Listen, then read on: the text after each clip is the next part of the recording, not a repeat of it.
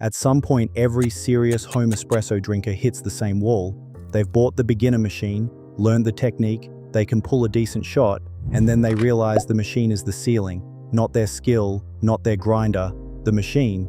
And that's when they start asking a different question, not which machine is the best reviewed or the most popular on YouTube. Which machines do the people who actually know coffee buy for themselves and keep? This is that list. 3 machines. No beginner options, no compromise picks, nothing designed to be replaced when you outgrow it. These are the machines that coffee professionals, people who work with commercial equipment every day and know exactly what they're looking for, choose for their own homes. 2 of them have been in continuous production for decades. 1 is built from the same components that are in the cafes you pay $5 a shot at. None of them are cheap. If that's the video you're looking for, this isn't it. The first is the Rancilio Silvia Pro X, around $2,195. Rancilio has been making commercial espresso machines for close to a century. Their commercial class series is in offices, hotels, and mid-volume cafes across Europe and North America. The Silvia is their domestic line, and it's existed in various forms for decades, refined rather than reinvented across each generation. 2 independent boilers, a 300 milliliter brew boiler, and a 1 liter steam boiler, each with its own PID controller. The brew PID holds extraction temperature within a tight tolerance shot after shot. The steam boiler runs hot enough to produce dry, powerful steam immediately. No waiting between pulling a shot and steaming milk. No flushing water through the group to drop the temperature before the next extraction. The machine is ready for both operations at the same time, which is how commercial workflow operates and why dual boiler matters once you're making more than 1 drink in a session. The group head is a chrome-plated brass saturated group, not the E61 style common at this price, a lighter, simpler design that Rancilio uses specifically for thermal stability and ease of maintenance. It heats faster than an E61 and holds temperature more evenly through consecutive shots because the group sits directly in the boiler water circuit rather than relying on a heat exchanger loop. The design has been refined across decades of commercial production. It wasn't engineered for the home market, and that shows in the output, consistent, predictable, uninteresting in the best way. Every internal component is standard Italian commercial stock, independently available. When the pump eventually needs replacing, you order a standard commercial vibratory pump, not a proprietary part that requires calling the manufacturer. Parts for the Silvia line are stocked by dozens of independent repair shops. That parts ecosystem is what separates a machine you own from one you're borrowing from a brand. The front panel has a brew pressure gauge, dual PID display, and an industrial switch layout. It won't win a design award. The honest limitation is the brew boiler volume. 300 milliliters is small. High volume back-to-back sessions will show temperature recovery time between shots.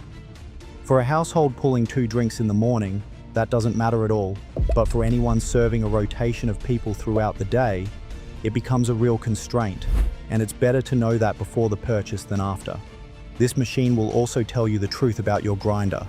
The Pro X is capable enough that the grinder becomes the variable. A mediocre grinder produces mediocre shots regardless of how well the machine performs, which means buyers who pair it with a $200 grinder will eventually upgrade the grinder and be surprised by what the machine was capable of all along. Budget for both before you buy either. The Silvia Pro X answers the question most people reach first. How do I get real dual boiler reliability with commercial parts availability without spending $3,000? It answers that question well. But it's not the machine for someone who wants to go further into what espresso can actually taste like when the equipment stops being the limitation. That's what the next machine is for. The second is the Lelit Bianca V3, around $3,200. Lelit is a Bologna-based manufacturer without Rancilio's commercial heritage, but with something that matters specifically in the home barista market: a sustained focus on giving the home user the extraction variables that commercial machines typically reserve for trained operators. The Bianca is their flagship, the machine the serious home espresso community consistently positions as the prosumer endgame, not because of what it costs, but because of what it enables. It's built around an E61 group head, which has been in continuous production for over 60 years and is essentially unchanged because the engineering problem it solves hasn't changed. Machines built around the E61 run for 20 years, when machines built around proprietary heating elements are long gone. What the Bianca adds is a flow control paddle, a manual valve that lets you adjust water flow rate to the puck in real time during extraction. Ramp pressure slowly at the start, hold a plateau, taper at the end. The kind of pressure profiling specialty cafes do with programmable commercial machines, done by hand here at a fraction of the cost. Light roasted coffees are dense and need precision. Too much pressure too early causes channeling, producing sour, thin shots that don't reflect what the coffee was roasted to taste like. The paddle lets you extend pre-infusion until the puck is fully saturated before full pressure arrives, reducing channeling and producing more even extraction. For someone working seriously with single origin coffees, the Bianca is the machine that lets those beans do what they were roasted to do. Temperature stability sits at plus or minus 0.6 degrees Celsius across consecutive shots, measured by thermofilter. Both boilers are stainless steel. The maple wood accents on the knobs and paddle can be swapped for aftermarket aluminum if they bother you. The V3 update tightened the flow paddle response and refined the pressure gauge.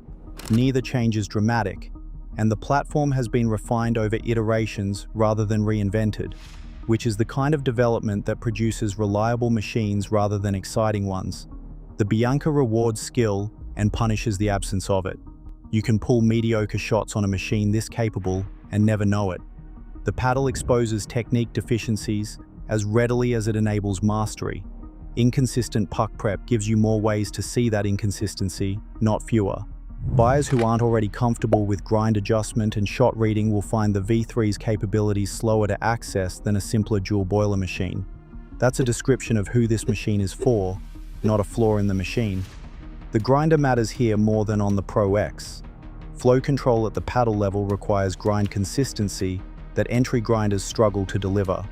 Owners genuinely using the flow paddle tend to run grinders in the $500 range and above. The machine pulls excellent shots without touching the paddle at all, but that's the context. If the Silvia Pro X answers the question of how to get out of beginner equipment, the Bianca V3 answers the question of how to go as deep into espresso as you want to go without buying a $30,000 commercial machine. Most buyers who own one stop looking. That says something. The third machine is the Marzocco Linea Micra, around $4,500. Marzocco has been making espresso machines in Florence for nearly a century, and for most of that time they made only commercial equipment. The Linea Classic, their workhorse commercial model, is the machine behind the counter at more high-end, independent cafes than any other. When coffee professionals describe what they pull shots on at work, they're often describing a Marzocco. The Linea Micra is the company's first domestic machine built from commercial components rather than consumer ones. Not a scaled-up home appliance, but a scaled-down version of the Linea Classic S, using the same manufacturing logic with the same component standards. $4,500 is the entry point to that lineage. It uses a saturated group head, the same thermal design Marzocco uses commercially.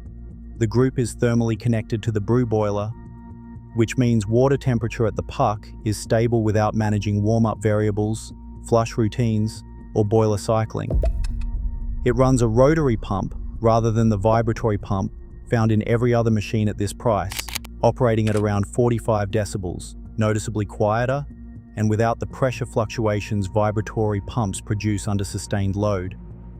Dual boilers, independent PID control for both brew and steam, and app-adjustable steam pressure. Temperature stability measured by SCACE thermofilter sits at plus or minus 0.3 degrees Celsius, roughly half the variance of the Bianca V3. The steam wand is commercial grade in the specific sense. It's the same type of wand used in professional environments, not a domestic approximation of one. It produces the dry, high-volume steam that lets milk texture correctly in the time it takes to pour. People who move to the Micra from Prosumer machines describe this most consistently, not the shot quality, which they expected, but the steam performance, which they didn't. The gap between a commercial steam wand and a prosumer grade wand is larger than the gap between most prosumer machines and each other. and most home baristas don't know that gap exists until they cross it. La Marzocco's service network spans authorized repair centers in most major markets. Components for the Linea series are stocked commercially because the commercial machines that share those components are in cafes that can't afford downtime. The Micra retains 78% of its original price on the used market. Owners rarely sell it, and when they do, demand is immediate. The common objection to machines at this price is that coffee is the variable that matters most, that a skilled roaster's beans on mediocre equipment will beat expensive beans on expensive equipment if the technique is wrong. That's correct. It's also an argument that has nothing to do with the decision in front of a buyer who already knows how to dial in a grind, already understands what a channeling shot tastes like, and is looking for equipment that won't limit what's possible. These machines aren't the answer to bad technique. They're the answer to good technique that has run out of machine. The Silvia Pro X is the entry into this category. The Bianca V3 is for the buyer who wants to go as deep as the craft allows. The Linea Micra is from the manufacturer whose equipment is already in the cafes these buyers have been going to. All three will outlast everything else on your kitchen counter.